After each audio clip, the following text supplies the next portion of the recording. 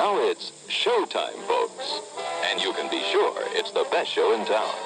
Your continued patronage is very, very welcome.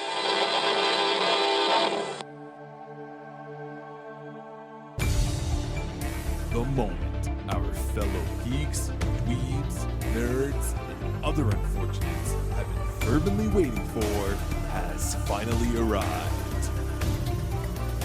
It's time for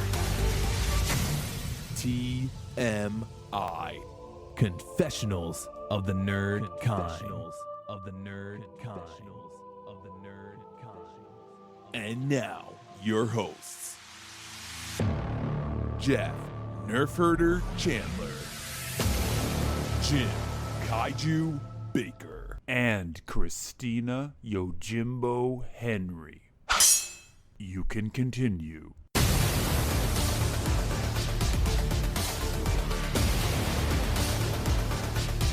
And now, let's get on with the show. Here is TMI. Yeah, I did that as soon as we started. Yeah. So I got 45 minutes of up front to go through. So should we actually get into this? Should we let's start. Start a whole new... Let's start. Let's start. Ta-da! We're here. We're in. Hi. Welcome. Hi, everybody. Thanks for coming back. That was pretty anticlimactic. Before we begin, can we just acknowledge the fact that in a perfect world, we would be talking Black Widow right now? It was Black Widow was this weekend? May 1st. Oh, wow. Yeah, I guess we would. Yeah. It's hard to believe that it's May. It just seems like time I know. is fast forwarded from March. April was the longest month. Yeah. It just went on and on. Yeah, so I guess we got to wait until November now to talk about it.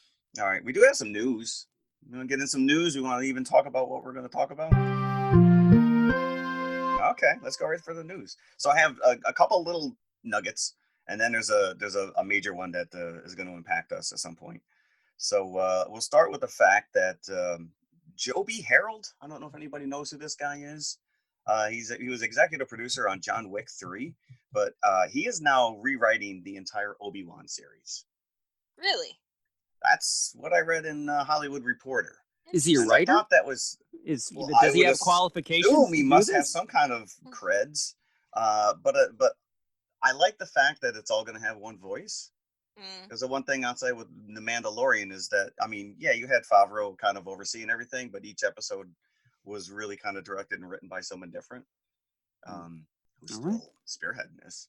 We're going to stay on the writing, which is also Jeff Loveness. He is a writer and a co-producer of Rick and Morty. Any Rick and Morty fans here? I know of them. I've never seen more than one episode. He is set to write Ant-Man 3. And I guess Peyton Reed is still set to direct that. But this guy actually has some comic book pedigree. He's written for Marvel Comics. Okay. So I hope he does a good job because honestly, like I really like the Ant-Man movies. Oh, I do a too. lot. Yes. Yes. They're in my top 5. So. No, Jim. Why do we always have to be confrontational on this show? Oh, Jim. Why are we confrontational? I don't like You know what? If you guys want to hear, I hope that you're prepared for my feelings about our second feature. Oh, I know. Bring it. Yeah, I laid awake at night going, oh, this would make it ugly. We've never done Fifth Wow, Element. if anybody doesn't know what we're talking about, we're talking about Yeah. the Fifth Element, which we'll get into in a bit. So you can offend me with anything you say. You might offend me, though, yeah. because I do have a little bit of an affection for it. As a matter of fact, you know, But, We'll get into it. Yeah. oh, we're going to need a week off. Oh, no, decompress. Everyone's getting a little spicy here, getting all locked up. Here's another news, which is we talked last week. Venom, obviously, Sony Venom is on hold right now, but I guess on their Twitter they came out and they've created an umbrella name for the Spider-Man movies that they're now producing. And it is, where we have the MCU, the Marvel Comic Universe. These guys went a little heavy-handed. It is Sony Pictures Universe of Marvel Characters. What? Yeah. So SPUMC, if you want to go with the acronym, SPUMC. They couldn't just say Spider-Man Universe. It just Does it seems like have a to have mouthful. a name? I mean, Well, I guess at this point, you want to brand it somehow. I don't know. I just found it funny. It was a Sony Pictures universe of Marvel characters. So there you go. That's a mouthful. Let's see. There's a video up online, but I don't know if we can. I'll share it on the website. Did you watch Good Omens, Christina? yeah, of course, because Okay. I love that book. Yes. Yeah. Well, there's a little video of the two characters. It's called Good Omens Lockdown. Yeah. And it's There really is, cute. really? Yeah. It was for the anniversary of the book. Yes, but it's just this nice little 7-minute video. They're in quarantine on the phone with each other, and it's really cute. So we'll share that. I think it's on YouTube. I think is where I ended up finding it. So, but we'll share the link. We'll share the link. I can't wait on the to website. see that. Yeah. But then this is the big news right here, which is, as I mentioned before we even hit record, that the news has changed a little bit, and this is going to impact us. But AMC is now boycotting Universal movies in their theaters because that won't affect me, but Regal supposedly is joining the fight. Still won't affect me. It might affect you guys. It will affect me because I have my because Regal you only Unlimited. have like a few theaters around you, but like I have like 500 theaters here. Yeah, so oh, like, stop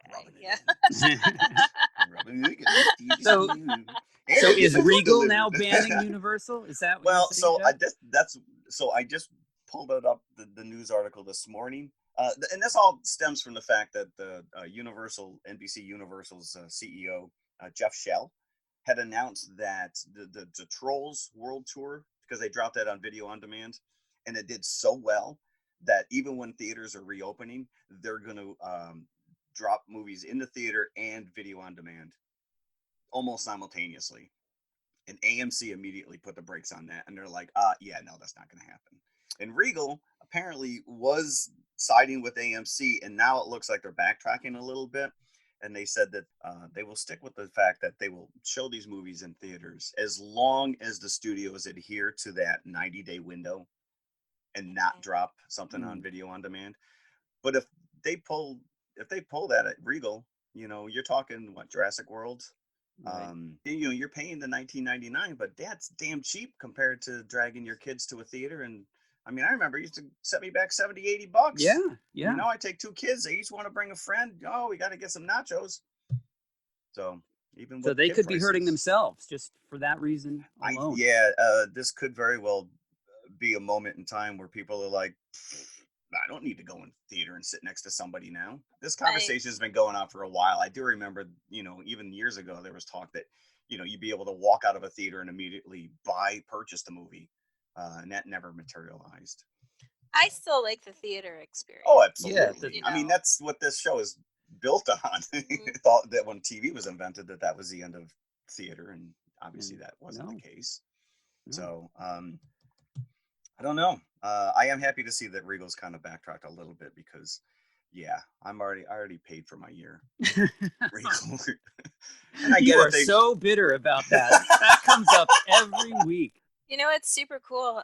The Music Box, which I've mentioned to you guys a few times, is a locally owned theater that's like 3 blocks away from my house.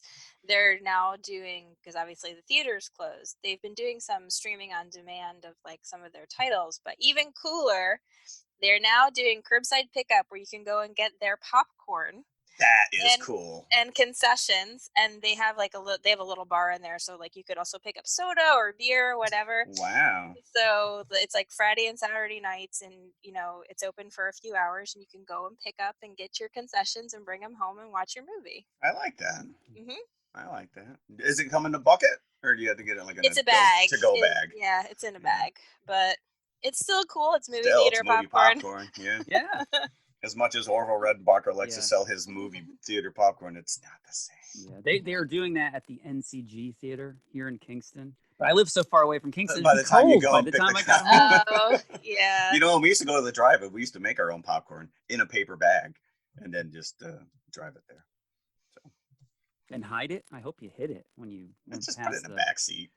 We used to hide people. At one point in my life, my parents had a van. And we would hide people in the back. I'm always afraid. They should do like $5 carloads. Right. I'm afraid I'm offending the proprietors when I'm bringing in food. So I always put a coat over the pizzas that I bring in and try to hide any You don't think they can food. smell it when you go through I can honestly say I don't think I've ever stepped into the concession stand at the drive-in. I have. Oh, yeah, I have. Yeah. It's fun. Definitely. You look around, you see the decrepit ancient movie posters from like 1984 that are Mhm. still. They're all like washed. Well, that was when I was Yeah. there. It was Yeah. 84. So that's all my news.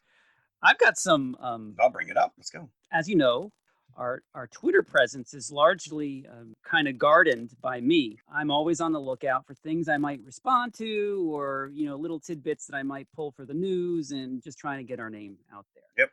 And just yesterday, I saw a very interesting tweet by Edgar Wright.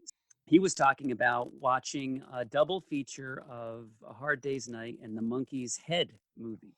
Wow. And I am such a huge Monkeys fan that I just responded. And now these celebrity Twitter feeds, Edgar Wright has thousands of followers.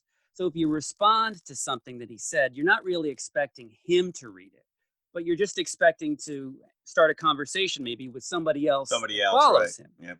Right. So I'm like, oh, Head is a great movie. And, I did back to back with Magical Mystery Tour. Within minutes, Edgar Wright himself liked my tweet. So and you guys are now best buds? And you're best buds? No, unfortunately, no. I was like, oh, maybe he'll go through our whole feed and start liking things. Nope. You never know. He's like, let me check this out. I can honestly say I've never seen Head. You've never seen that? It is Head. really. I don't think I've ever had an opportunity to see it. And I am a huge Monkeys fan. If you're familiar with the show, it is like night and day from the show. Well, just the name alone sounds like it's going to be a little more cerebral. Let me bring up the fact that there's a new podcast app that you might want to use to listen to us because we're there. It's called Good Pods. And so how do we get there? Just go to the App Store and look up Good Pods, and then it comes up. So really? they're a fledgling podcast app. So, and since we've had some interaction on Twitter with them, I thought I would give them a shout out. But nice. That leads me to my next point, where last week's episode was a John Carpenter double feature, which was Big Trouble in Little China and Starman. So we had pointed out that the bully in the scene in Starman who kills the deer and it's tied to the front of his car played Jason in one or several Friday the 13th movies. He's stalking you now? I got a clarification from another podcast who must have listened to the episode. Oh, all right. The podcast, which is HUUUH podcast. And they're another movie podcast. So it's Yeah. So they pointed out that that actor played Jason once in Friday the 13th, the final chapter, which was the same year as Starman. So picture this older looking guy looking exactly the same as he does in Starman behind the Jason mask. Murdering Crispin Glover, I might add, because he is in that movie. Is he?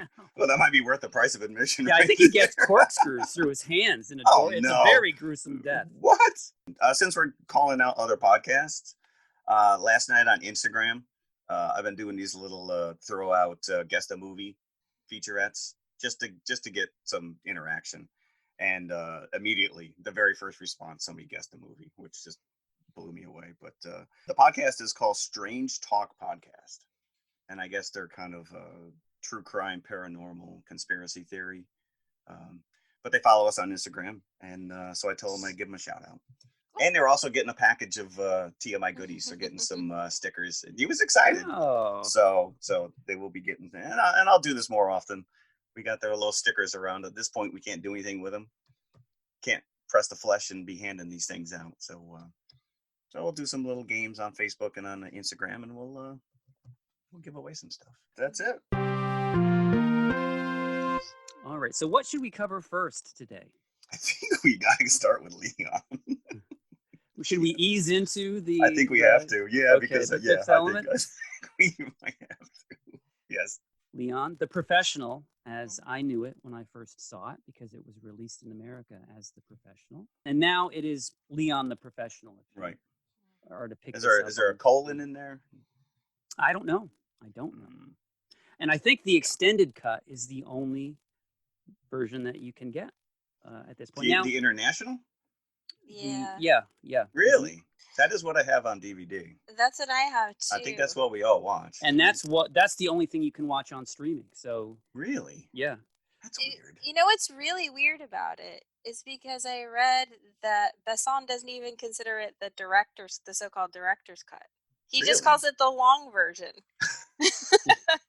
So, and I personally think that most of the additional stuff in the long version doesn't need to be there. Doesn't need to be there. So, it's cringeworthy, actually. It's mostly the relationship between Mathilda and Lee. Right. Right. Which I mean, I guess we can get into it, and you can extrapolate which scenes were cut for the American. Mm-hmm. And I think that the American cut, like it's so lean, like just sort of goes forward, Right. like in a really strong way, like it builds the suspense and it keeps it going. So like a lot of these like character things kind of slow down that tension and that action in the movie. So did you guys see this in the theater when it first came out?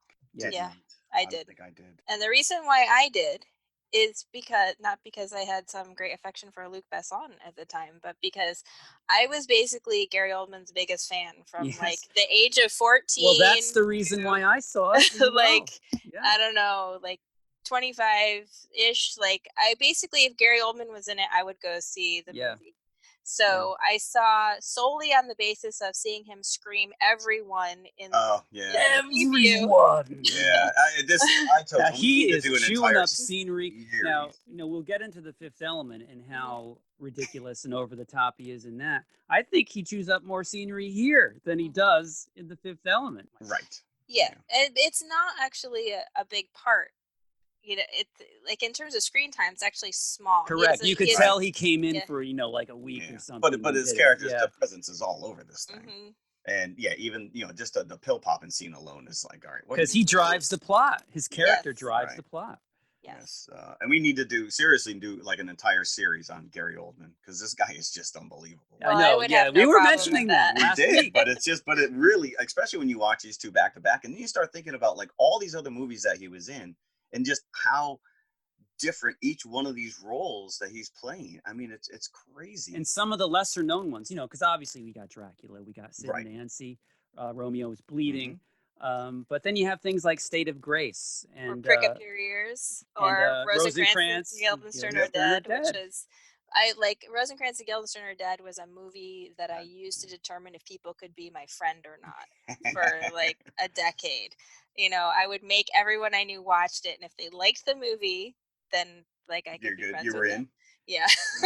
Every once in a while, maybe he could supplant the 5 bucket list episodes, the Gary Oldman episode, the Oldman episode, like a random show. Gary Oldman. So this was my pick, right, for a double director.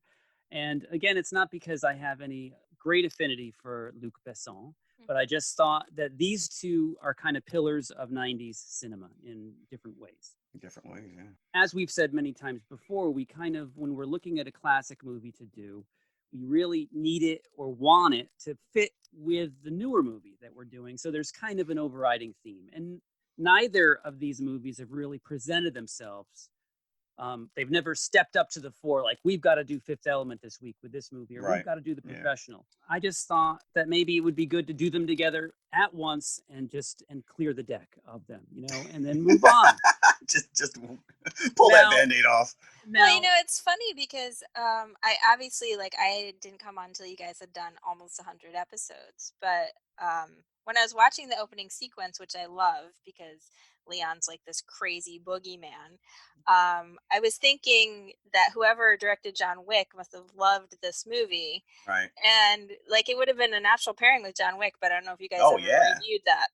No, we haven't. We haven't. In fact, I've never seen more than 10 minutes of any of the John Wicks. I'm surprised you guys have. I am not even really an action movie fan, and yet somehow I have watched all 3 John Wick. Really? There you go. You're ahead of the curve. And actually surprisingly liked them. I think it's probably the cast more than anything, because the plots are dumb. Mm-hmm. But they're mindless. But I'm in. Okay, so we are still Okay, so talking where about was the I? professional. I don't know what we're doing here. We're still Where talking was about I? the professional. Okay, so we got off on a tangent there. Wow. So coming back around to the Rabbit hole. professional. So yeah, I concur with Christina that I saw it mainly on the strength of Gary Oldman being in it. And you see him in the trailer. I remember the trailer vividly Yeah, for the me too. professional, thinking to myself, I got to get to the theater to see that. Loved it. And watching it now, and I'm really sorry that I haven't watched it more over the years because Yeah, it's definitely held up. and I haven't seen it probably in at least 20 years. I don't own it on disc or DVD. I really should. I, I bought The Fifth Element an upgrade for this show to Blu-ray. I'm like, I wish I bought The Professional. It's a great movie. It's It disturbing. really is. It is. It's There's an overtone of pedophilia, of course. There is like a give and take. There's a willy woney. There's a temptation on Leon's part with Mathilda's character, who is a child who does not have any inkling of an adult relationship and has never been in a relationship. So she's looking at him as a father figure, but she's sexualizing him in a way that she doesn't understand. So yeah, it's innocent at the same time as being uncomfortable, because Leon is also, he's tempted, but he knows it's wrong and he would never do that. But I don't know. I don't think that, because I always get the impression that it's all coming from her. That yes, he loves her more like a father would, and that he's never a threat to her. In that, I take it like he always seems very like simplistic. Like there's that scene where he's in the movie theater watching the Gene Kelly movie, and I love his the gleefulness. He just went out and was killing people, and now he's sitting in the theater and he's looking around like, am I the only one who's loving this? Like he was just like so like a child almost. Like he was. And really he did that. I read he did that on purpose. He played Leon a little bit slow, so Mathilda would be the dominant one. And that definitely, because that does take the edge off. I agree with Christina that it's not.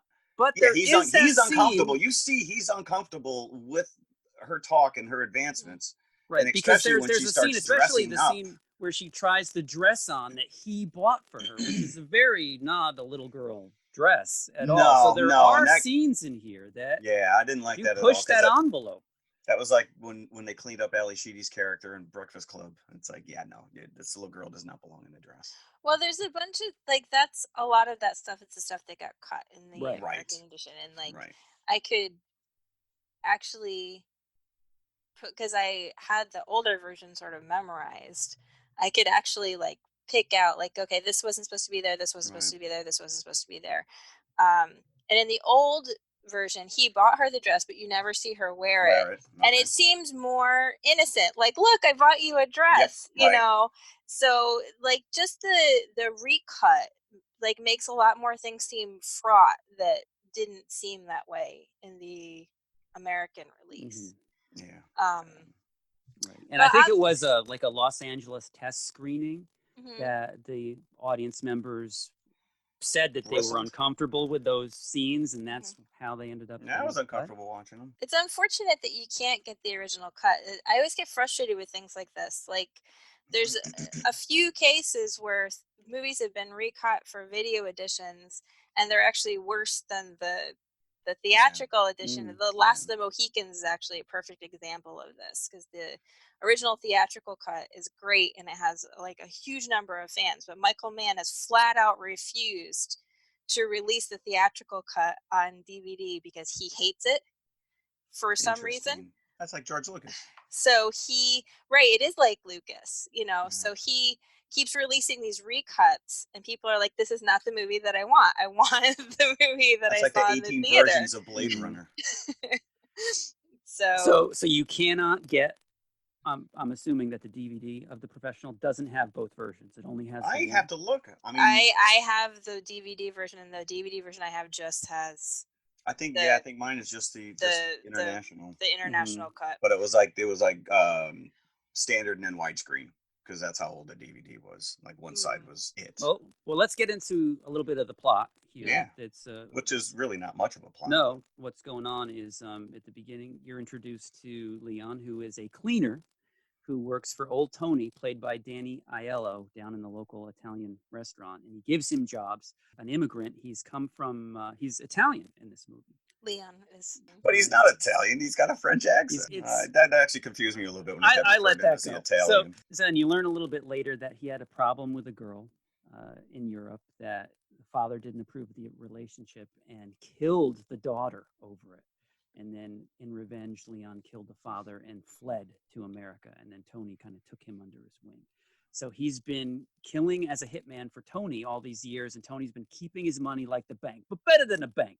Yeah. So you want a money? Here, there's $1,000. Go buy yourself something. This is his life, a solitary life where he has a plant, and that is his companion. Oh, and he loves that plant. The plant is almost in every scene that it is a Leon character. is in.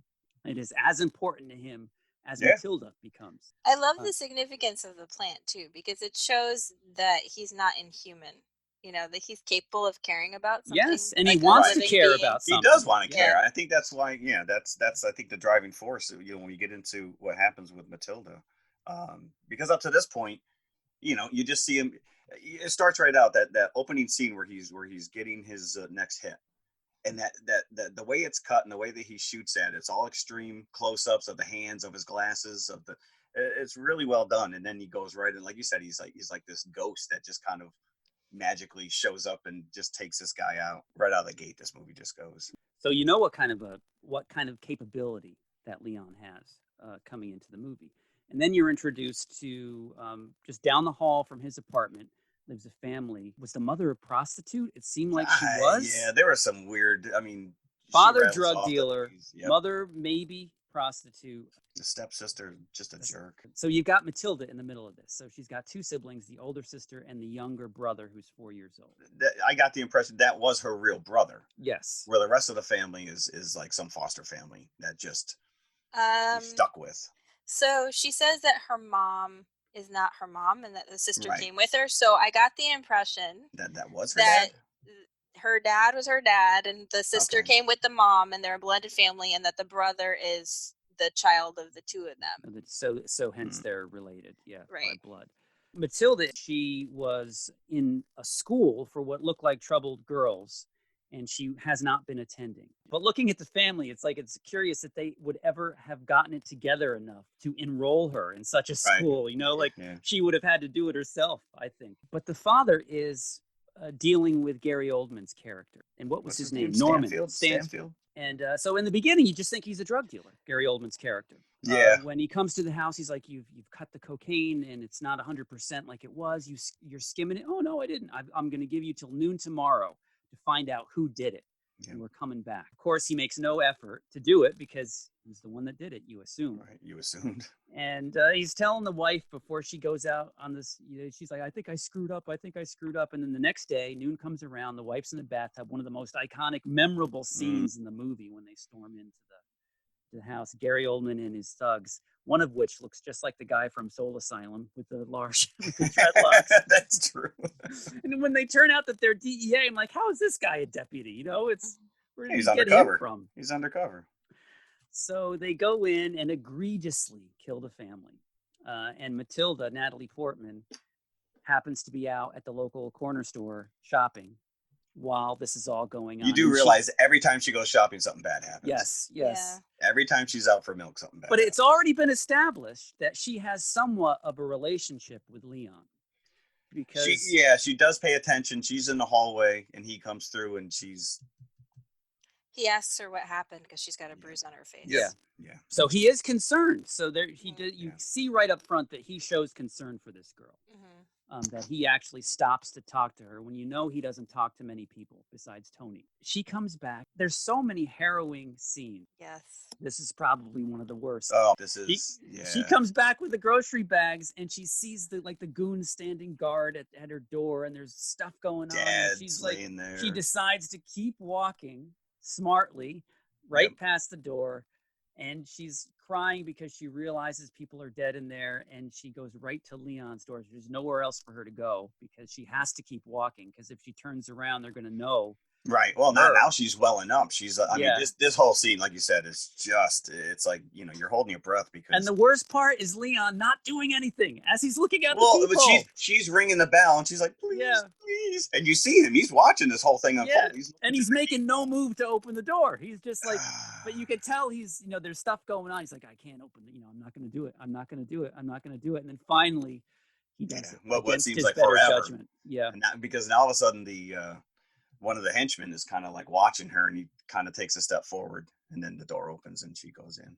That's So now Leon is stuck with her, and there's that one part where he puts the gun to her head after she falls asleep. Like, I can be rid of her right now. This problem is taken care of. But so the movie from this point becomes like a father-daughter. It's just a very weird relationship between the two. And it's like she has a crush on him. He looks down at her as a daughter, and he's kind of got his hands out at the same time. Like, this is where this ends. She wants to be trained as a cleaner. Yeah, she finds out what he does. And then she's like, oh, you're a hitman. He goes, I'm a cleaner. She goes, oh, you're a hitman. Cool. Mm-hmm. Because she wants to go after Gary Oldman. And this is her opportunity to do so. Which is a little misguided because he's not the one who killed the brother. She holds him responsible, though. I get it, yeah. Yeah. Yeah, no, she's like all in. So then, of course, the reveal is that Stansfield's character is actually a police officer. He's DEA. Right, which is kind of like, what? Yeah. So not only does she have to go against him, but the entire, New York police. Speaking about harrowing scenes, so just fast forwarding a bit, there's that scene where Leon's been training her. She's getting okay with guns. There's that one scene where they're up on the rooftop and she's, pretending to take out a jogger, and it's like she's got paint pellets or something. Paint pellets, yeah. Shoots them with, right? So now she feels that she's ready, and without Leon's knowledge, she goes and she stalks Gary Oldman's character and realizes that, well, I think it's just an accident when she first saw him going into the DEA office. Yeah. But then she goes back and she's got like a food delivery. She bluffs her way in, sees him going into the bathroom, follows him in. He obviously knew that something was afoot because he's waiting behind the door for her. And the scene where she's, even before he reveals himself, which brings it to a new level of just uncomfortableness. As she's walking through, you're like on pins and needles as she's getting to the last stall. What is she going to do? What is she going to do? Then boom, then he's behind her. And then like, I want to change the channel. I can't watch it. Leon figures out that she's gone. But what she doesn't know is that Leon's been taking care of this for her without her knowledge. So he's killing Gary Oldman's guys, elsewhere in the city. And then he comes back. He realizes she's gone and where she is, and goes after her. Very Terminator-esque. He doesn't kill too many people, but he gets into that police station. He goes up to the office. He kills the Dave Kerner from Soul Asylum and the other guy. And curse you. And gets her out. And from that point on... Let's talk about that. So he waltzes into this police station. He guns down 5 or 6 officers and then just walks out and jumps in a cab. Scot-free. Well, he kills 2 of them. The other guy kill the guys downstairs. He didn't kill the guy downstairs. No, he knocked out the guy he knocked out the guy at the metal detector. He just walked past the guy on the phone who didn't even take notice of him. Yeah. He went directly to the office and he shot the 2 guys in the office and then he left. So, but to be fair, the SWAT team did show up at his door after he did that. So I know where he's gonna go. And the next scene is the SWAT team grabbing Mathilda again, and then Leon having to fight his way out of the apartment. So, and from that point on, it's a great, there's so many action pieces here they're just so fun to watch. And, as some movies, there's just an overkill of explosions. Like Fifth Element is a perfect example. At the end, it gets much, all the gunplay and everything else. But this is kind of very artfully done. And it just showcases Leon's abilities. I think he's so wonderful. He does like all these little things with the character, like from like his duck-footed walk, and the way he moves when he's like not a cleaner versus the way he is when he's doing the job. Like he's got a really distinctive way of moving like through the 2 aspects of the character. I just think he's wonderful in this. So wonderful. We didn't talk about the fact that they had to move apartments numerous times because Mathilda is being a bratty 12-year-old. Yeah, basically. But how does this guy ever expect to get his deposit back? He just destroys everything. Yeah. It's like, dude, yeah, no. Yeah, with that scene, I was like, what is she trying to accomplish by telling the guy that Right, that he's he's her her lover? lover. You know? Yeah, that's There's so many things about her character. Like, a 12-year-old girl is at this age where, like, she thinks she's a grown-up, but she's clearly not. Yes. You Oh, know? I have vivid Yeah. memories of 12-year-old, I- 13-year-old yeah, girls. that comes up And every this is week. this is the perfect example of why I was terrified of them. Wow. Yeah. And- Go ahead. Yeah, and she just, she thinks that she's an adult, and she's not. And he keeps trying to explain to her, like, you can't do this, you can't do that. Like, you are still a child. She's decided that he's like Nemo's dad. Yeah, and she's Yeah. decided she's not a child, but she still is, and so she keeps doing things that she thinks an adult would do, which no adult would go and tell the guy at the desk that Right, correct. the guy she's living with is Yes. her lover, Yeah, this creepy old man is not her dad. Yeah. Yeah. And that doesn't help the audience's perception of their relationship either. Was that scene in the original or was it cut? Yes, I think it was. Yes, it was. There's a few things, but it's in the American cut. It's more shut down because you don't have all those scenes where she's like really sort of Talking up the coming on to him in Yeah. like a really obvious way. So it tends to seem more innocent, where he's like, okay. Yeah, there's that whole scene where she's talking about, girls who lose their virginity and, That was not in the American No, cut. that's definitely one Yeah. where you're like, all right, that was what was cut. And there's a reason. Now, I read that there was, in the original script, that there was a shower scene where Leon walks in on Mathilda in the shower. So I'm glad we don't that need didn't- we don't need to see a naked. Yeah. And Natalie 13-year-old. Portman's parents said no. Mhm. Well, That's they why had it's strict not rules in the about her movie. smoking as well. Yeah. They just didn't want her to do the movie, period. And she fought to do it. And now, I do have to say that this is still, whenever I see Natalie Portman to this day, I think of The Professional. Yeah, no, she hasn't had a still says performance that has erased this from my memory yet.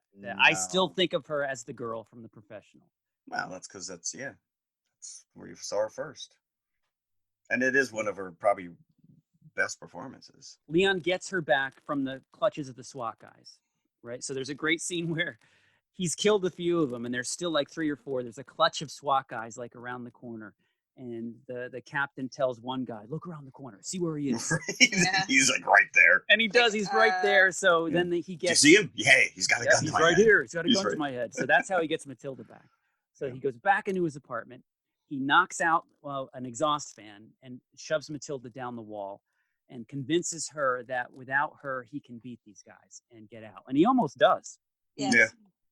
Yeah, that's Almost actually does. a really nice shot as well.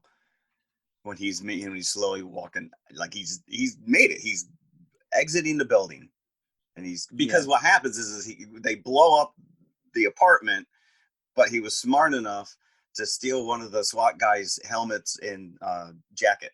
Total, So now- you know that he saw Silence of the Lambs because he did Yeah. total Hannibal Lecter. There you go. And they drag him out thinking he's one of them, and he makes his way out, but Stanfield. Yeah. And it was, Rise him it up. was great. I got images of Jessica Lange in King Kong when she's saying to King Kong, "Don't let me go. Oh, They when won't she's- shoot as you." he- And as when he's he's trying to trying shimmy to her down push the her wall. down. And I remember vividly as well when I saw this the first time. He's made it out, right? That Gary Oldman has seen him without his mask on. Yeah. So he knows. Doesn't say anything, just kind of looks at him and then continues walking. Like, oh, he didn't recognize him. Okay, so doesn't recognize him. He's scot-free. So he goes down the stairs. He sees daylight, right? He sees freedom and gets shot in the back. And I'm But I like, love it because "Oh." it's all from his point of view, so you Yeah. never see him get shot. No. You feel him get shot because you hear the gun, and then you just kind of see the camera waver and drop But from his point of view. But what killed me though was like we're not going to see like a mano a mano between Oh, Gary yeah. Oldman No. and Leon, right? So, but you do. That's the greatest thing. There is a great moment between them where Gary Oldman's like, finally, I've killed this pest that's been dogging me. Leon grips his hand and does the pin trick, the ring trick. I don't know what they called it earlier. Yeah, the ring trick. And he's got the pin of the grenade in his hand. Grenade pin, yeah. And then you get that beautiful scene at the end where Mathilda re-registers into this school for girls and then plants But there's that great scene when Plan. she's talking to the headmistress, and she's like, "All right, I'm done with your lying. Tell me the truth. What happened?" And she tells her everything that happened in the movie, and it's Right. like it just sounds so fantastic. Which sounds like a lie, Right, right? correct, But, yeah. yeah. You want to know something really funny, which is Janet Maslin of the New York Times actually called out the fact that the plant is like a Chinese evergreen, which would never survive in any kind of a cold climate. So she poo-pooed this ending, that it was misguided poetry. That was Because the plant most would have died. unrealistic thing in the movie. Right, that's fact that the plant. Listen, Yeah. we can That's go like on, saying that you find fault with Godzilla being impervious to bullets. Like, how can he be impervious to bullets? How can he eat Yep. all those fish? Oh boy, it is. But it's a wonderful shot at the end where she kneels down, because it's kind of a, it echoes the beginning shots when the camera's going over trees and nature, and then comes into the city. So then Right. you're in the city for the rest of the movie, and then Yes, comes now out you're of the back city out, yep. and gets back out of it. And then you get that Sting song, which Yep. is Yes. Shape of My Heart. Shape of Yeah. My Heart, yeah, Mhm. which is perfect for the end of the Yeah. movie. Although lyrically not so much, because it's about a car dealer, but still, it's It works. and you also get Bjork in there. One of my favorite Yes. Bjork. songs from the 90s, Venus is a Boy, plays in there. It's an unbelievably well done movie. All the action scenes are shot really well. The thing I hate about a lot of action scenes in movies is that there's no sense of stakes. Whereas in pretty much every action scene in this movie, you feel the sense of stakes. You feel that whatever's happening is important, that there's tension, that there's more going on here than just gunplay. Right. And the whole movie has like this beautiful emotional resonance because of their relationship at the center of it. And like I said, I think Jean Reno is extraordinary in this movie. I just think that he's created like this whole character. And actually, Jim, you talked about how there was the scene where he talked about his past. In the American cut, that scene wasn't in there. So you never found out about his past. Oh, really? Why You don't he was know there. about the No. girlfriend or Yeah, anything? you don't know that. So, and I always liked that because it's like there's It's this an extra sense layer. Yeah. of like history behind his eyes, but you never find out, and it's not really necessary for you to know it in order for you to know who he is. And Jeff, you had mentioned him in the theater earlier on in a Gene Kelly movie. Right. And just looking captivated at the screen. I would have loved to have a little pan over, and you see Amelie sitting next to him with the same expression on her face. That would have been great. He just has this wonderful sweetness. Like, when he goes into the kitchen to get the pot holder. Pig. I have a pig. Yeah, in the Did you see kitchen. him in the kitchen? That is an adorable scene because that's right after her whole family's been gunned down, and he's just trying to talk her off the ledge, and yeah, that really informs you a lot about his mindset. It was great. I almost forgot about that. That was beautiful, actually. Yeah, there's Like, a lot he of burst out loud when he comes around with the little And as I said, Gary Oldman chewing scenery. Like every Yeah. time he chews on one of those pills and does the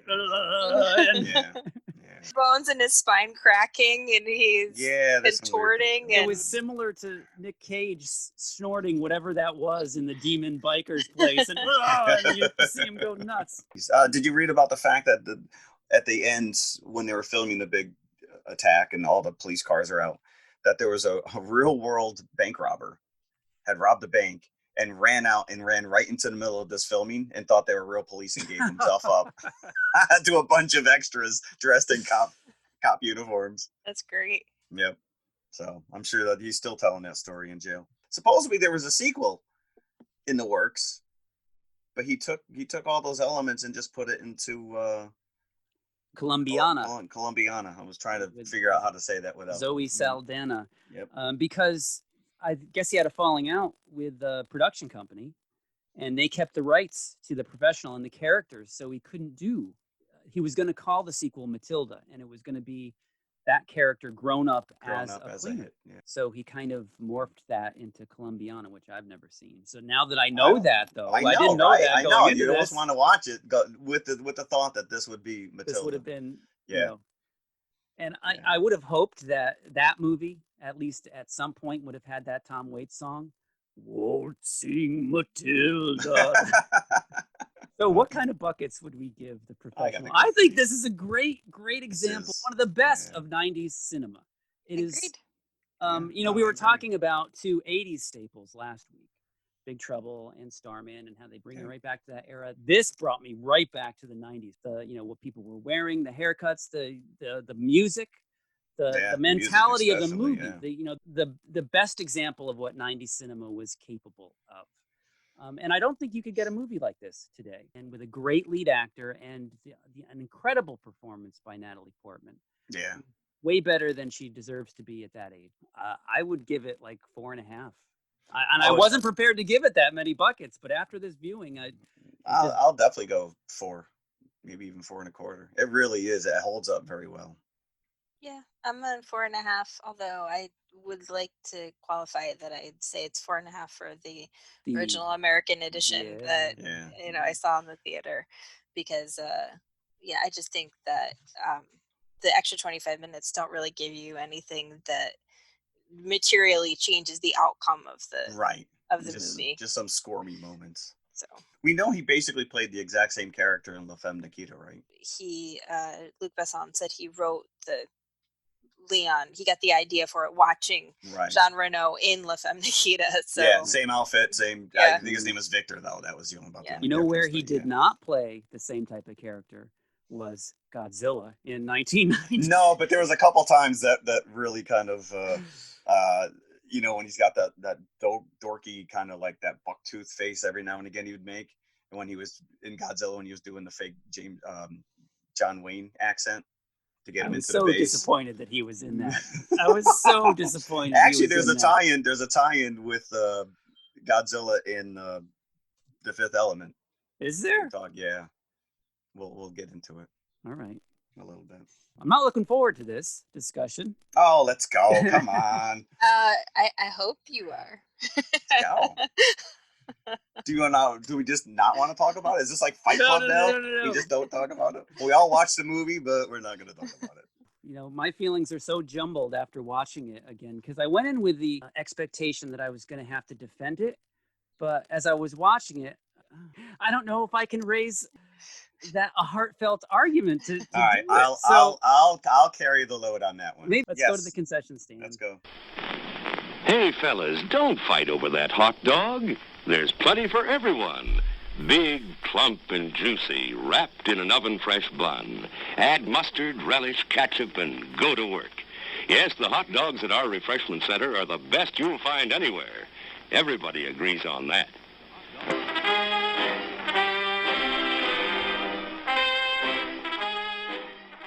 Oh, we're in it. We are in it. So again, this was my choice, and I just wanted to get these out there because, like Big Trouble and Starman, these are big, big named movies.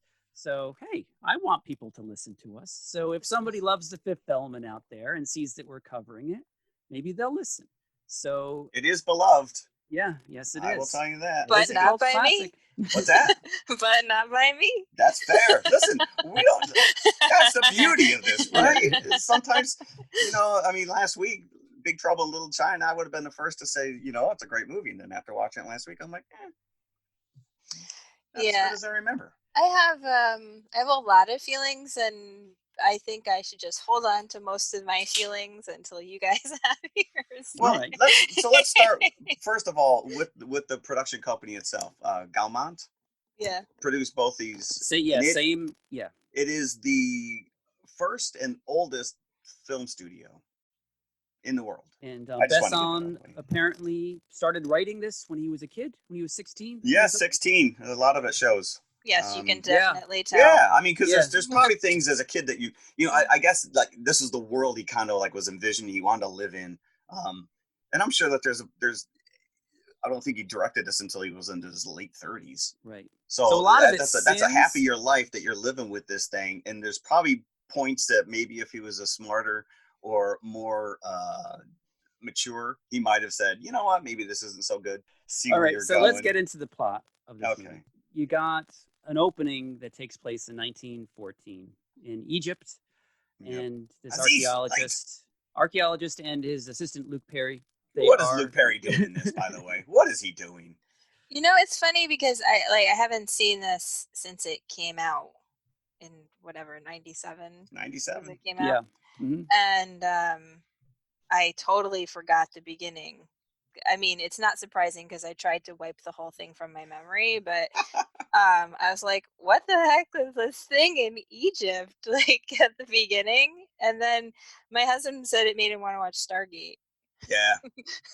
But I'll tell you, we'll get into the design of the aliens, the Mondoshawan, these big lumbering robots with little bird heads. The design elements in this are off the charts. I'm super impressed that you knew the names of the aliens. Oh yeah.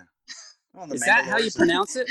Mondoshawan. Mondoshawan. Actually, I was Mondoshawan. watching some of the behind the scenes. There's a bunch of YouTube videos of the model makers because you're talking. I mean, when we get into the city sets, those are all practical. I mean, they are extended using blue screen at the time. Yeah. With extended backgrounds but I mean, those cities were physically built models. And it is an unbelievable achievement. Yeah, and just the look of those things, as you were saying, like that steampunk. It's like steampunk meets a Danish. Yeah, but meets like a Weeble Wobble, as they're yeah, they're very because the actor can't walk in that, so that's how they have to walk. No, and they've got these it aesthetically it does look like a 16-year-old said, "This is the movie I want to make. These are the cool alien creatures I want to design." Figure out. But they are cool. It does look. The look of these things. I watched the DVD, so it wasn't the best quality. Yeah, and mine was the Blu-ray kicked so vividly on this. It hurt my eyes because it's poppy comic book. I mean, he made no bones about the fact that he was influenced by a lot of these French comics, Moebius, and there's another guy who actually had the fifth. It wasn't called The Fifth Element, but it was a comic series that he drew heavily from, a lot of the designs and the characters. And they later sued him for that, right? The same guy that worked on the movie. Sued him. Yeah. And that's why they threw the case out. But the plot is that this archaeologist, he's finding this temple that has the four elements, stones that represent the four elements, earth, wind, fire, water. Yep. And these drawings, these carvings on the inside of the temple indicate that there's a fifth element, a humanoid fifth element in between all of them. And it turns out that at this very moment that they're in this temple is when these Mondashawans, Mondashawans, they're coming down. So they did the minute he deciphers this, they show up. It's that's convenient timing. Turns out that whatever cave scribbling that he's investigating is part of a wall that just opens up, and that's where the stones are. So they take the stones, to retrieve the stones, and there's a statue of this fifth element, this supreme being, which is a like a sarcophagus looking, right? It's like a mummy sarcophagus. Yeah. Thing. They take it and they say that this is the weapon that will defeat the ultimate evil that shows up every 5,000 years. Right. And that we promise to return when the evil returns. And so they take it and they leave. So then we fast forward to 300 years later, 23rd century, right? So in a futuristic New York City, the president and his staff, they become aware that there's this planet-sized force that is approaching Earth very slowly. So their first instinct is to try to destroy it, which does not help. It just makes it bigger. Because that's our first instinct with everything. Let's shoot it. So this is the evil that they were talking about in the beginning, in the prologue of the movie that's come back. It's like the black hole. Yeah. The portal to hell in the black hole. Yeah. But apparently it has a phone inside this planet because it's been talking to Gary Oldman's character, who plays Emperor Zurg. Zurg, Emperor Zorg, right? It was Zorg. Now this is the Gary Oldman. I love Gary Oldman. I love Gary Oldman. This is one of the worst accents. What is this accent, by the way?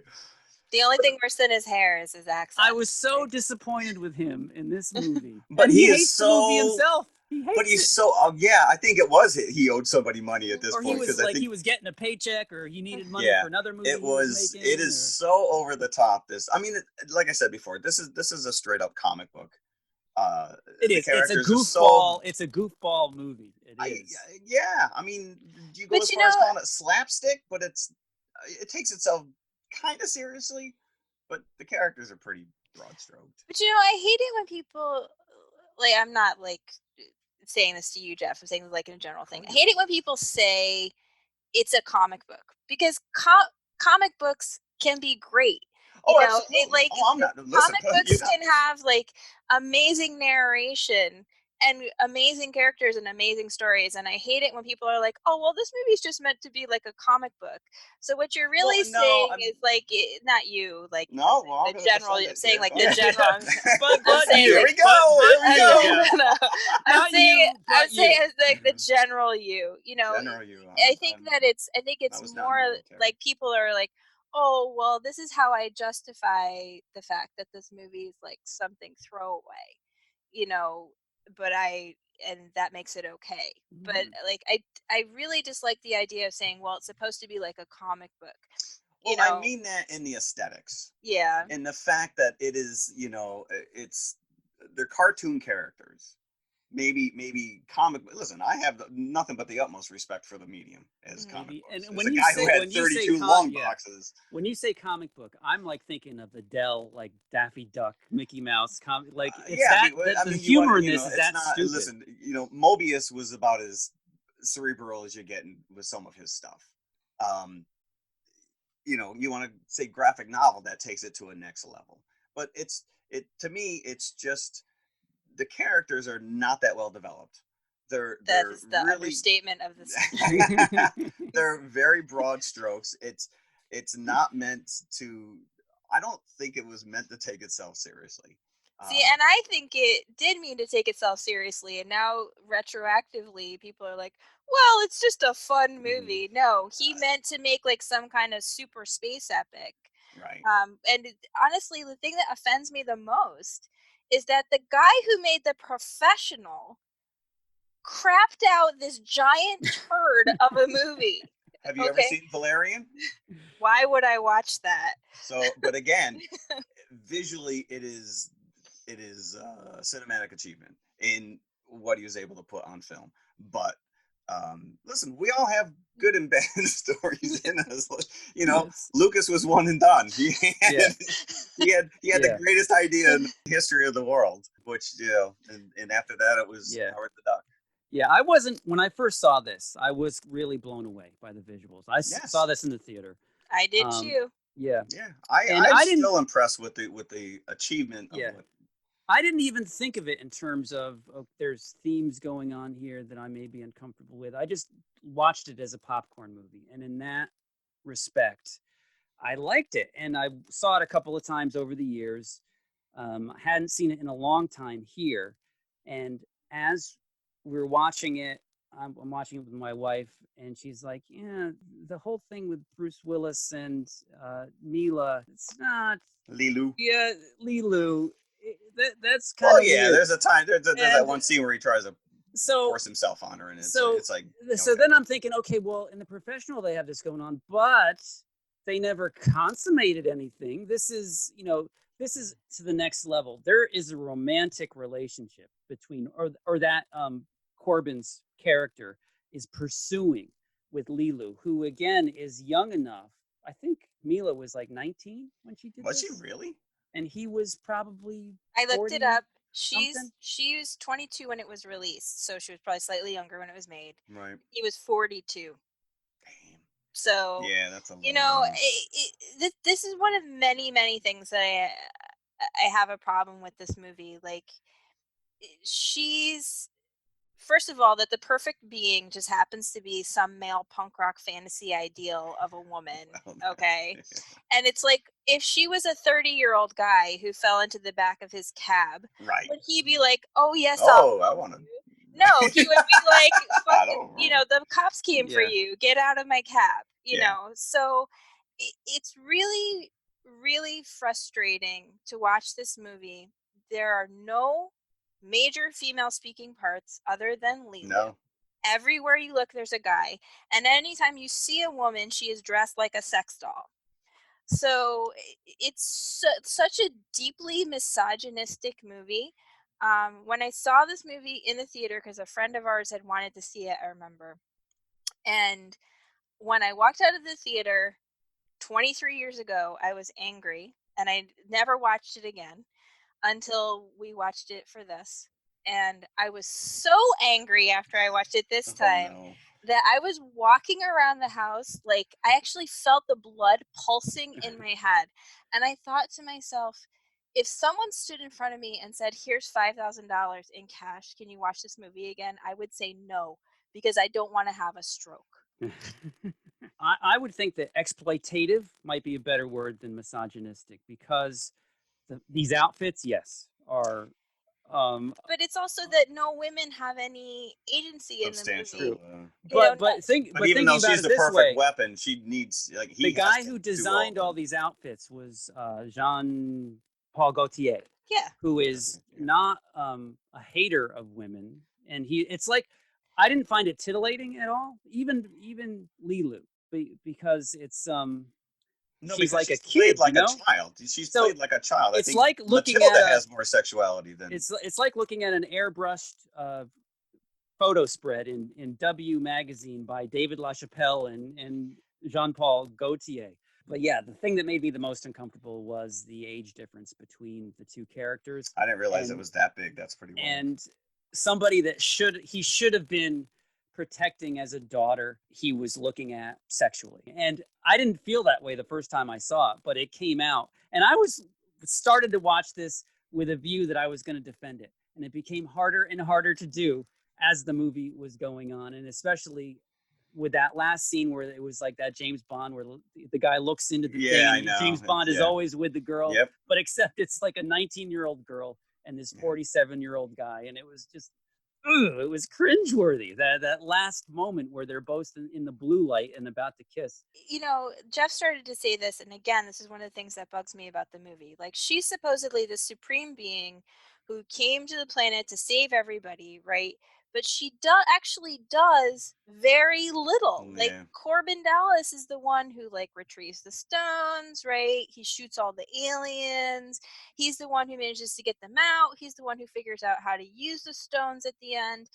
Like, she actually does very, very little in the movie, you know. And actually the last half an hour, she's like Sleeping Beauty, right? She's like basically catatonic. So she just becomes another damsel in distress. And this was a trope that was in like a lot of late 90s movies that made me super mad. And it continues to make me mad because it's sort of this fake badass character, right? Are you giving away your hand at the confessional question here? Oh, no. I have some other things to talk about. But you're right. I mean, like, she was destroyed right up front. The only thing left was her hand. If they didn't have a replicator, this whole movie would have been over. But, like, so one of the things that bothers me about Lee Loo's character is the same thing that bothers me actually about Trinity in the Matrix. So Trinity comes out, the opening scene in the movie when you first see her, like she's super cool, right? She kicks a bunch of ass, she looks good in the vinyl, and then she spends the rest of the movie going, "You can do it, Neo. I believe in you." And that's basically what Lee Loo does, right? You see this first scene where she comes out, she breaks out of the tube, and then she's like falls into the cab, and then she's like, "Please help me." And then she conveniently gets knocked out so that he has to carry her away, you know, the damsel in distress. And then he tries to kiss her while she's asleep. Bada Boom. Freaking creepo. Yeah, that was creepy. Yeah, like, dude, come on. Like, there's so many things that bug me, especially because people are like, a friend of mine who made us go see this movie in 1997 tried to justify her character, and he was like, well, you know, she's so great, like she learned this made up language. I'm like, yeah, like no actor has ever learned a made up language on screen before. You know what she probably had to do was watch some footage of Bjork, and then she had this part down.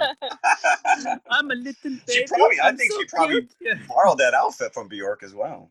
But you know, the biggest problem is, like, let's leave aside all the misogyny and all the other issues.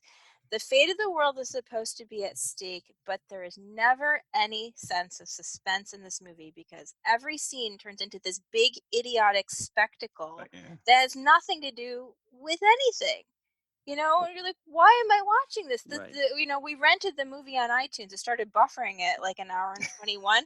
And I was like, oh my God, there's still another 44 Yeah. minutes. Like, Well, that's what I was talking about We haven't before even with the got the professional. Lost How in if you Paradise. juxtapose that scene in the hallway with the SWAT team and the professional, Yeah. and that long extended gunfight that takes place in the ballroom at the end of The Fifth Element, when you're just trying to get to that point where they're dealing with the planet coming, and he's Right. got to Yeah. fight off these guys forever Yeah. in the ballroom. Like, okay, it could use like a half an hour or 25 minutes taken out of this. Yeah, well, like we said before, you could tell it was written by a 16-year-old, and he just never. I think he was so committed to some things that he just wasn't willing to look at it judiciously. I guess maybe, I don't know. You know, the other thing is though, is like, why is Zorg even in the movie? Like, for real, like from a plot point of view. He Does- never interacts with Dallas.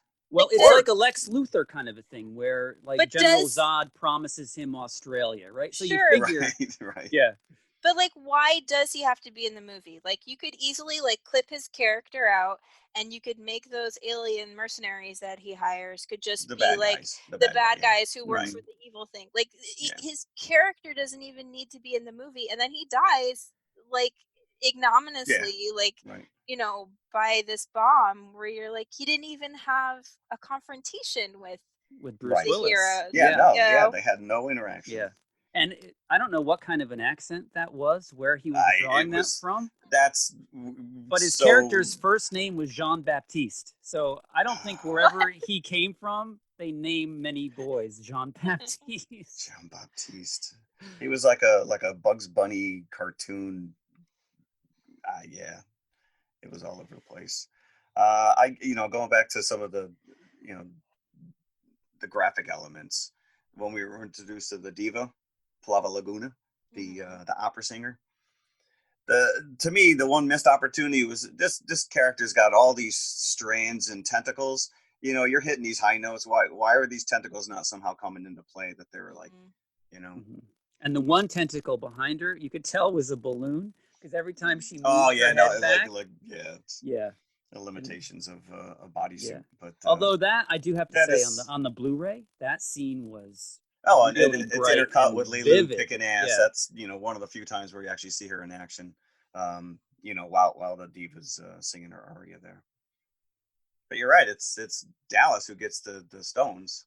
Right, like the scene where she's fighting with the aliens in the end is like, again, it's sort of like a big nothing. It's like, well, Right. what did she get out of this? Nothing, except now that Mhm. she's unconscious, so that Dallas can carry her. And then she spends the rest of the movie like going, huh, what, huh, what? And then she Flopping pulls an around. Ultron, right? She's got to watch like the entire history of the world on the internet, and then figures out that humanity is no good. I mean, the whole movie is just like peering inside the id of Luc Besson. Like, you know, there's hot chicks, there's aliens, there's stuff blowing up, there's gunfights. So if you like that stuff, And then there's a blue collar white guy who saves the day and gets the hot chick who's 20 years younger than him. You're right, though. Yeah. Did you know his Besson's dad was a cab driver?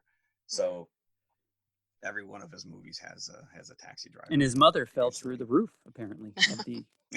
That's how they met. Did you know that Vin Diesel is somehow rumored to be the voice of Finger? There's a scene where Dallas is on the phone with this character named Finger. His boss, that was his boss, right, at the cab company. Yeah.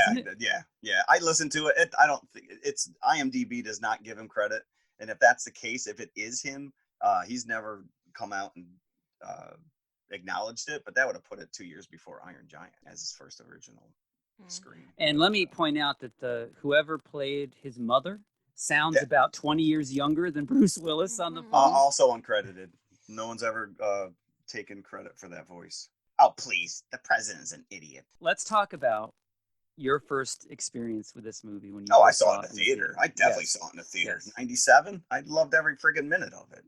It's, it's a spectacle. I'm still in awe of the special effects and I know, what was it, $80 million? 90. 90? million I thought I saw 80 on the... I think it said at the time it was the most expensive European film. Yeah, I mean, you get into the practical, like I said, a lot of those those set pieces are all practical. You know, just that ship alone, the Mondoshawan's that looks like a giant hornet ass that you see at the beginning there. So, yes. You know, and even the aliens, the Bangalores, you know, those are animatronic heads or actors running around with, you know, which little they controls. I think he seemed to recycle those for Valerian. There's very similar looking. There's a lot, if you go back and watch Valerian, there's a lot of like carry through, because I think that Valerian was another French comic series that he leaned on when he was developing this. So there is some crossover. Right, and it's important to note that one of the comics, one of the comic book artists that he used to work on this, I forget which one it Mobius. was, did Heavy Metal, the original. Yes, there was a lot of those guys worked on that stuff. But I mentioned before that there's a tie-in with Godzilla, which was also filming around the same time, and they reused a lot of these city sets in Godzilla. Really? For Godzilla to stomp on? Yeah, basically. Yeah. For him to run around, I guess, smash. So I can say unequivocally that this is a better movie for me than Godzilla of 1998. We know how much you love that movie. But going into this viewing, I just like you, Jeff, with last week with Big Trouble, I liked it less watching it this time. Although I still think it is visually very arresting, especially with the Blu-ray. It is very impressive. There's some fun parts to it, but it goes on way too long, and there's some very suspect moments. So it didn't play as well for me this time as it used to, because I loved it when I first saw it in the theater. But again, as a complete popcorn movie, I didn't think into it at all. So yeah, there's my 2 cents. There you go. Wow, we survived it. We survived without, No one hung up. So, all right, so now here's the chance. I'm gonna be an ass because I'm gonna go at least 4, because I still enjoy it. I still enjoy it. It's just, you know, it's visually, I artistically, I have to at least give it credit. So let's go chronologically backwards then. You give it 4. I'll give it 3. Hey guys. So I thought Condor Man was going to be like the all-time low. Wow, Condor Man just stepped up a notch. And so obviously I've already stated that I hated this 23 years ago.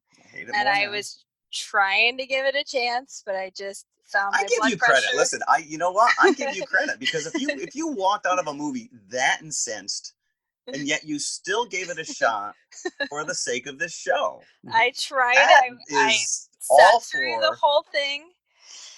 But if this movie was a person, I would punch it in the face. Wow. So I'm going to give this movie 0 buckets. Okay, 0. That's fair. Like, I'm not going to poo-poo that in any way, shape, or form. Somebody gave me an empty bucket, and I want my money back. Yes. I don't know. I just think I cannot. I have a lot of trouble. This is one of the reasons why, like, you know, we were talking about how, like, Jim gets energized by bad movies, and like I get exhausted, right? So, but I think that there's a certain degree of like stupidity where like I can't turn my brain off. You know, like, you know, people always like, oh, just relax and enjoy it. It's a spectacle, it's a whatever. Movie, right? But I think we actually use that. Like, I think that, you know, it's really hard for me to watch a movie where, like, you know, no women have like actual roles. You know, I don't know. I just have a lot of trouble. The Thing has no women, period. It has no women, but they're not being sexualized in the background. Objects, You know, like it's actually easier for me to watch a movie like The Thing where there are no women than to see a movie like this where women are clearly just toys. You know, and it just makes me so angry to see that like once I start thinking about it, I can't let it go. Plus, like I said, the plot is like so full of holes, and it, like once I start thinking about these things, I can't shut my brain off. I can't like stop thinking about how it's crap. But you're a storyteller too, though, so you come with that extra. You know, you've got enough in your arsenal that you can pick it apart. You can see right through it. I mean, I could look at a piece of art and be like, oh, I could draw that better, or oh, that anatomy is off. You look at it, and sometimes you see it like, I'm assuming that sometimes you just structurally, you can tell a story is just not coherent. But, you know, And it's all subjective at the It same is. time. Yes, it is. It's like, And so when we talk about how a bad movie energizes me, but Yeah. completely, you know, wipes your energy completely, Yeah. like, I might not think of it as a bad movie. I might watch it. Okay, they're doing their best here. I think that they've excelled in these spots. You know, it's not just me reveling in crap a lot of, sometimes I do. Yeah, But we all do. That's also what this show is built on. All right, let's go into the confessional, because I think we've just. I think we're done with this. I think so. I think half the stuff we talked about may show up in the confessional. Confessionals. So this was also Christina's idea. Yeah. So I just I was thinking, you know, what tropes. Now, I don't necessarily think of tropes as a negative thing. Like, a trope is a trope. It can be used positively or negatively. But like, what film tropes do you dislike the most? You know, well, let's talk about just from your perspective, what's the difference between a trope and a cliche? So a trope is just something that you can use structurally for storytelling, right? So, like, and it all depends on how you use it. You know, a trope can become a cliche, but you know, it doesn't necessarily have to be a cliche. So I think people do use those two things interchangeably. But like, trope is just something that you use to propel a story forward, or there's something that you use structurally, you know, as a basis for a story. But you don't. It doesn't necessarily mean that it's a cliche. It can be, you know, like, so they can be used positively or negatively. Most of mine are probably cliches. Because I've got a bunch of cliches. So do I. Yeah. Let's just go. Let's start with Christina, since you. Yeah. So mine are like my probably 3 least favorite storytelling tropes are sexy female assassin. No surprise, right? Right. So Atomic Blonde, not on the top of your list. And it's always, and it's been overdone, and every time it's done, it seems like there's an attitude of, ooh, look, there's a woman in an action movie. You know, when is this not going to be a new thing anymore? Right. But it's like, but why does she have to wear a mini dress? That's my question. Like, when you see a guy in an action movie, he just wears clothes, you know, but the woman has to be sexy. So, like, again, her sexuality becomes part of her character, and it's, again, like, she's not valuable unless she's sexual. So would you consider Wonder Woman's outfit to be sexist? No, only because there have been artists who've drawn her in a sexual way. Yeah, but let me go back to the TV show, but in the comic books, right? Over the years, she has. But I do think, in a general sense, her costume is no more or less sexy than like the skin tight suits that guys wear. In a general sense, there are artists who draw female superheroes in a very, very offensive, sexualized way. Please, but in a general sense, no, I don't consider her costume to be sexual. The primary purpose of her costume is not to show her body. It's just her uniform. So I think that's where the line is kind of drawn for me. It's more in the way that the artist draws them and presents the characters. That's generally where the line gets crossed. It's not the clothing itself. So that's one trope I hate, sexy female assassin. Second trope I hate, split personality, which I think is the biggest, like, lamest thing for storyteller to lean on. Like, they don't know what to do at the end, so they decide to have a quote unquote twist and make the person have a split personality. So Primal Fear, Identity, Fight Club, which is another one of my most hated movies of all time. Oh, really? We might have to fight about that. So I was blown away by that. Yeah, I really like Fight Club. It was just one of those movies where I immediately wanted to go back and rewatch it to see if it held together. But I dislike that as a trope, like using split personality. Like, I resisted watching Split for a long time because I hate the split personality trope so much, and then finally broke down and watched it and was happily surprised. So I can be convinced. Right. It's just not like a thing that I like. But that was an established part of the character from the beginning. It wasn't like wasn't like thrown a trick in at the last second. Right. And then the final one that I really, really dislike is the thing where the hero is accused of a crime and then they have to spend the whole like wrongly accused of a crime and they have to spend the whole movie like defending themselves and everybody thinks they're guilty. Honestly, the end of Far From Home ruined the whole movie for me because of that. Because I hate that trope so much. Spider-Man Far From Home. Oh. Yeah. Because you see that that's what the next movie is going to be. Right. And I'm like, I loved the movie up to that point, and then I was like, great, the next movie's going to suck because I hate that trope so much. That's I mean, I hate to say it, but that's part of Spider-Man from the beginning, which was J. Jonah Jameson is always painted Peter Parker, or Spider-Man, as the bad guy. Oh yeah, that's and he's part of the always character, he's but always not, had to defend himself. But he's not like defending himself from a video that everyone in the world has seen. You know what I'm saying? Just the newspaper articles that came out every day saying this guy's a bad menace. There's something different between like something everybody else has seen and will now believe, and then like one person's opinion. You know what I mean? Right. So, but those are my top three. Like, well, I hope that it exceeds your expectations. Yeah. You know, we will be talking about it. Maybe it'll be one of those deals where they wrap that up in the first 10 minutes of the movie, and then they move on. But that's like when in every superhero, the two good guys meet, and there's a misunderstanding. They fight each other, and then realize that they have to work together. Team up at the end. Yeah. That's exactly the screenplay for Godzilla and King Kong. By the way, I'm convinced. Because they're going to have to fight King Ghidorah, right? Yeah. Ghidorah. I like Ghidorah. So who wants to tell? That's all right. So mine are basically probably more cliches than tropes per se. But I absolutely, and this is watching TV. This is more TV than movies per se. But growing up with my kids and watching a lot of their shows, I hate when the parents are always treated like idiots, especially the dads as being inept. And I'll even go with Us, where the dad was just a goofball and he really didn't have much to give. But you must hate The Simpsons.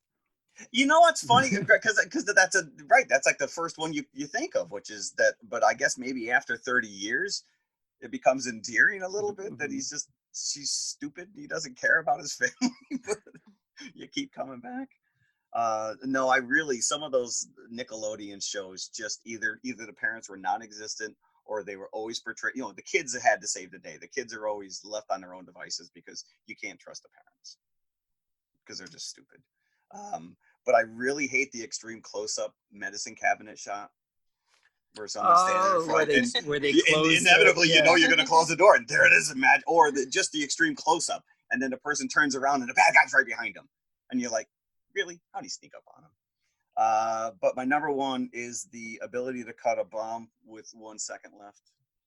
Clip the wire. Always with 1 second left. Yeah, with 1 second left. I mean, it can't be with 2 hours left. It can't be. Galaxy Quest actually made fun of that, which is they cut the wire and then it kept going, and then it stops at 1 second left because that's the way it always ended up on the TV show.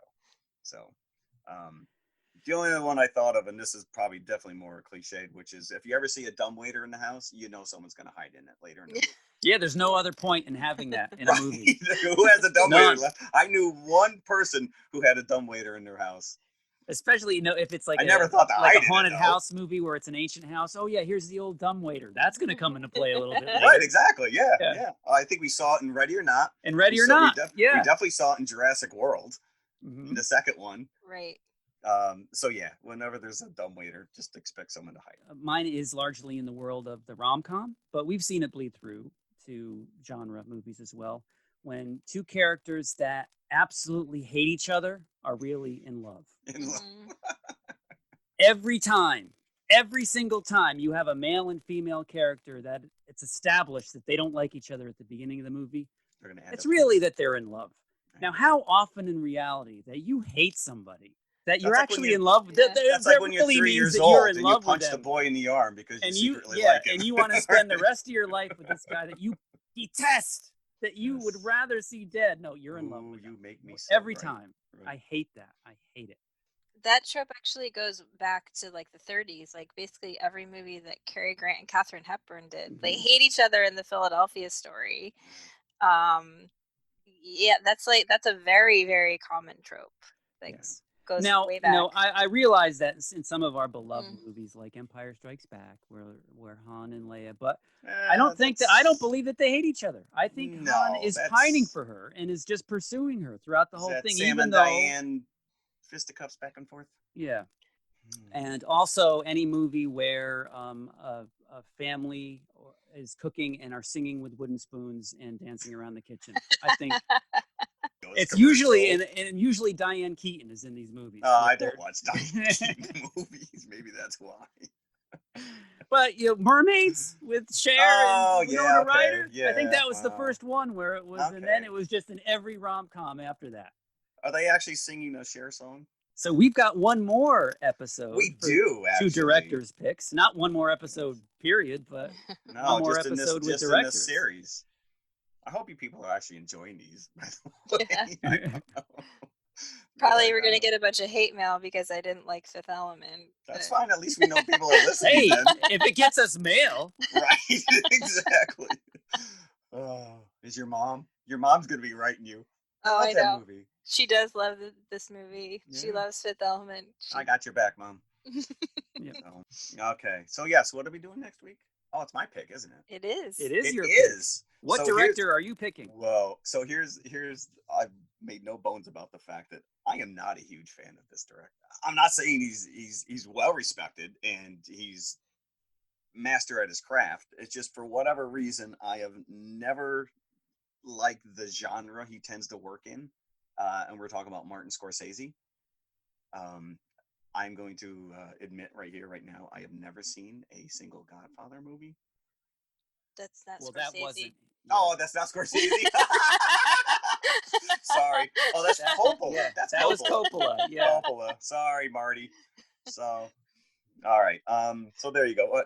But for whatever reason, I picked 2 movies that are atypical. One is 2011, and this is just a lovely love letter to cinema, which is Hugo. I own this on Blu-ray, 3D Blu-ray, by the way. And then the other one, I'm going all the way back to 1985, and I don't remember any of this, but it is After Hours. I was a big fan of this movie in the 80s. It's kind of like a dark comedy. I think I've seen it once, maybe right at the dawn of VHS. But it came up on my radar, and it's definitely an atypical Martin Scorsese movie. So those are my 2 I'm picking. And I believe they're both available on streaming. So watch along. Yes. All right, kids. Well, thank you. Yes, as always, stay safe out there. Keep those masks on, people. Bye. Bye. Hello, everybody. If you liked the podcast you just heard, then please follow TMI on all of our social media outlets. First and foremost, email us at tmipodcast2018@gmail.com. That is tmipodcast2018@gmail.com. And you can follow us on Twitter at TMI_podcast2018. Stop over, say hi, give us a compliment. We'd love to hear from you. Awesome.